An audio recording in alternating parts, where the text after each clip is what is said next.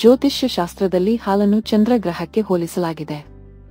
ಹಾಲಿಗೆ ಎಳ್ಳು ಸೇರಿಸಿ ಶಿವಲಿಂಗಕ್ಕೆ ಅರ್ಪಣೆ ಮಾಡುವುದರಿಂದ ಎಲ್ಲ ಗ್ರಹ ದೋಷ ನಿವಾರಣೆಯಾಗುತ್ತದೆ. ಹಾಗೆ ಹಾವಿಗೆ ಹಾಲು ಹಾಕುವುದರಿಂದ ರಾಹುವಿನಿಂದ ತಪ್ಪಿಸಿಕೊಳ್ಳಬಹುದು. ಪ್ರತ್ಯೇಕ ಸಮಸ್ಯೆಯನ್ನು ದೂರ ಮಾಡಲು ಪ್ರತ್ಯೇಕ ಉಪಾಯಗಳನ್ನು ಪ್ರಾಚೀನ ಗ್ರಂಥಗಳು ಹೇಳಿವೆ.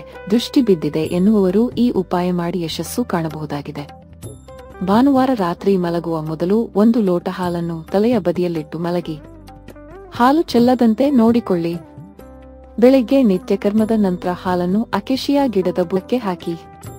ಹೀಗೆ ಮಾಡುವುದರಿಂದ ಎಲ್ಲ ಕಾರ್ಯದಲ್ಲಿಯೂ ಯಶ ಸಿಕ್ಕಿ ಧನ ಲಾಭವಾಗುತ್ತದೆ. ಪದೇ ಪದೇ ಅಪಘಾತವಾಗ್ತಿದ್ದರೂ ಅದರಿಂದ ತಪ್ಪಿಸಿಕೊಳ್ಳಲು ಹಾಲನ್ನು ಬಳಸಬಹುದಾಗಿದೆ.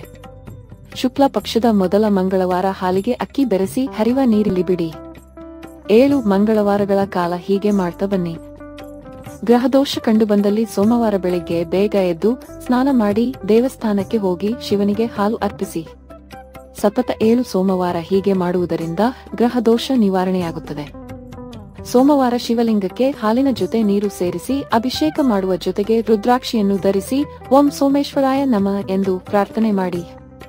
108 ಬಾರಿ ಈ ಮಂತ್ರವನ್ನು ಜಪಿಸುವುದರಿಂದ ಮನೆಯಲ್ಲಿ ಲಕ್ಷ್ಮಿ ಸದಾ ನೆಲೆಸಿರ್ತಾಳೆಂಬ ನಂಬಿಕೆ ಇದೆ.